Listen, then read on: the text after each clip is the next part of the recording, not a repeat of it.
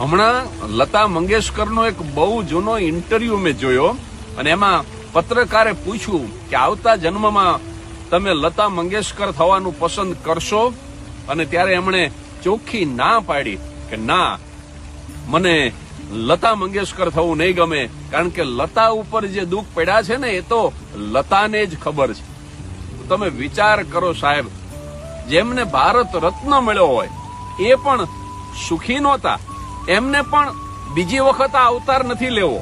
તો એનો અર્થ એ થયો કે પૈસો, પદ, પ્રસિદ્ધિ આ માણસને સુખી નથી કરી શકતા સાહેબ. માણસને સુખી કરે છે એનો સંતોષ. કારણ કે જો બંગલાની અંદર એકલું સુખ જ હોય ને તો બંગલામાં રહેનારી બાયું કોઈ દિવસ આત્મહત્યા ન કરે, અને ઝૂંપડીની અંદર જો એકલું દુઃખ જ હોય તો ઝૂંપડીમાં રહેનારી વિધવા